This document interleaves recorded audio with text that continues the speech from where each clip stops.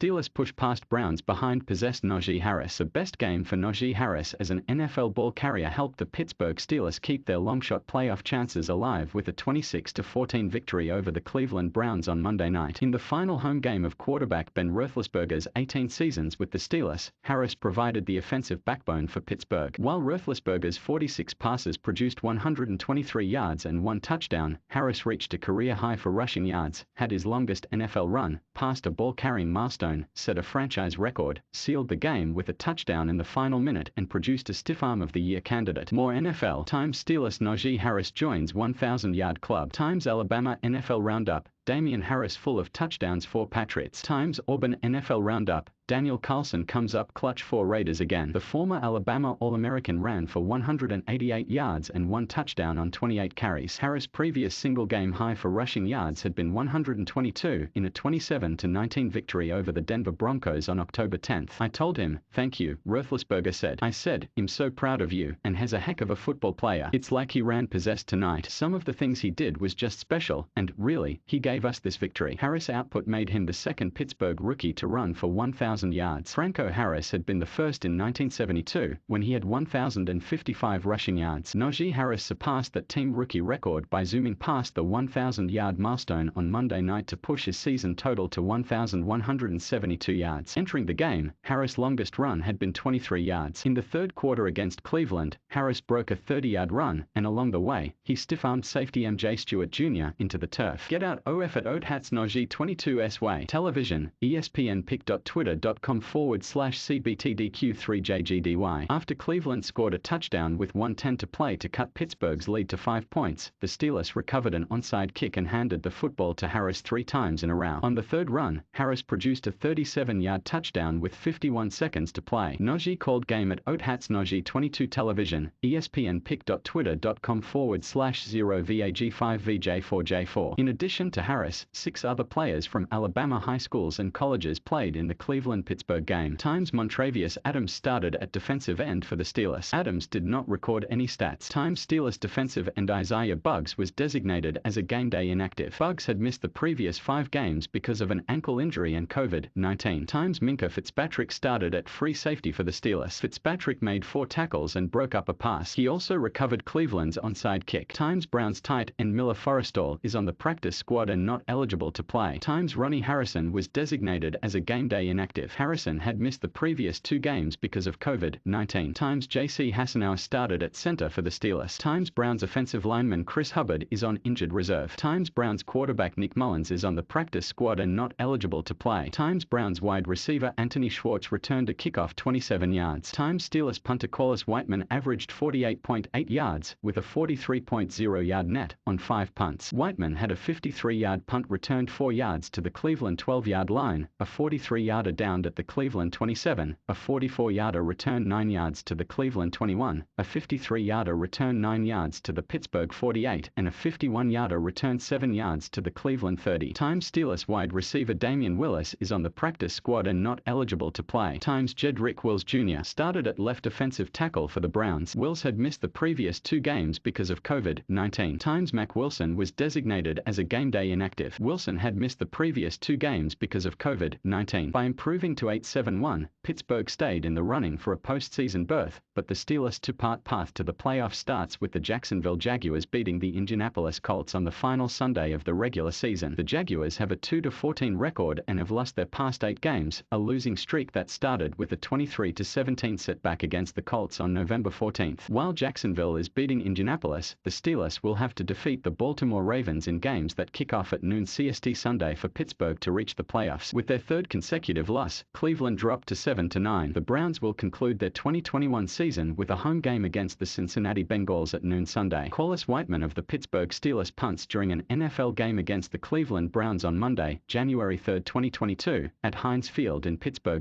AP photo Gene J. Puska. For more Evol.com/MS coverage of the NFL, go to our NFL page. Pittsburgh Steelers safety Minkah Fitzpatrick runs to tackle Cleveland Browns running back Nick Chubb during an NFL game on Monday, January 3, 2022, at Heinz Field in Pittsburgh. AP photo Gene J. Puska. Mark Anabanet is a sports reporter for Alabama Media Group. Follow him on Twitter at @AmarkG1.